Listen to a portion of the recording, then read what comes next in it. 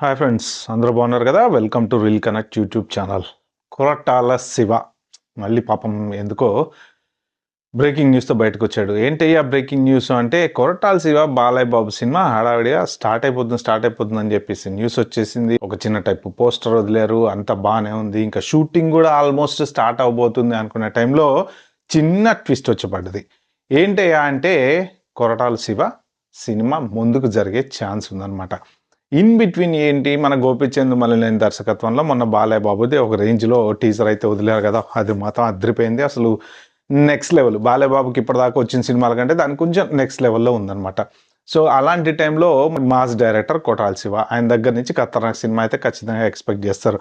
మరి ఏం జరిగిందో ఏమో తెలియదులే కానీ మధ్యలోకి మన సరిపోదా శనివారం డైరెక్టర్ దూరారనమాట. రీసెంట్గా వివేక్ ఆత్రేయ బాలయ్య బాబుని కలవటం, దాని గురించి డిస్కషన్ చేసుకోవటం, అదొక మంచి సినిమా మీ గురించి రాసుకున్నా అని చెప్పటం.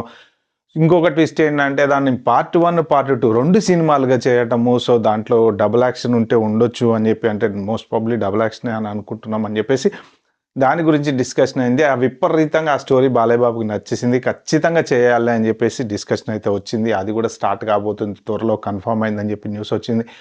మరి ఇప్పుడు NBK 112 విత్ కొరటాల శివ 113కి జరిగిందా, లేకపోతే 114కి జరుగుతుందా కూడా అర్థం కాని పరిస్థితుల్లో ఉందన్నమాట. పెద్ద ట్విస్ట్ ఇప్పుడు వచ్చింది. సోషల్ మీడియాలో జరుగుతున్న డిస్కషన్ ఏంటంటే, ఈ NBK 111 మల్లేని గోపిచంద్ సినిమా తర్వాత నెక్స్ట్ ఈ సరిపోదా శనివారం డైరెక్టర్ వివేక్ ఆత్రేయ సినిమా ఉండొచ్చేమో, కొరటాల శివ సినిమా ఇంకా ముందుకు జరగచ్చేమో అనేసి పెద్ద డిస్కషన్ అయితే విపరీతంగా జరుగుతుంది అనమాట. సో మొత్తానికి కొరటాల శివకి మరి ఏంటో పాపం తెలియదు కానీ దేవరా పార్ట్ 2 రావట్లేదు, అటుపక్క జూనియర్ ఎన్టీఆర్ ఖాళీ లేదని చెప్పేసి దేవరా కోసం వెయిట్ చేస్తున్నారు.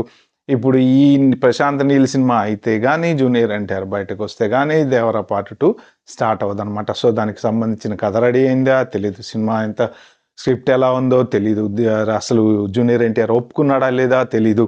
సో ఇవన్నీ కన్ఫ్యూజన్ మ్యాటర్స్లో ఉన్న టైంలో దేవరా 2 పెండింగ్ అని అంటారు కొంతమంది, రాదు అని అంటారు కొంతమంది, ఇంకా అసలు జూనియర్ ఎన్టీఆర్ వద్దన్నారని అంటారు కొంతమంది. ఏది కరెక్ట్గా తెలియదు, కానీ వస్తుంది అనేది అయితే ఒక నమ్మకం అయితే జూనియర్ ఎన్టీఆర్ అభిమానులకైతే ఉంది. ఎందుకంటే దేవరా బిగ్ హిట్ అయింది కాబట్టి దేవరా 2 కంపల్సరీ రావాలని చెప్పేసి అనుకుంటున్నారు అనమాట.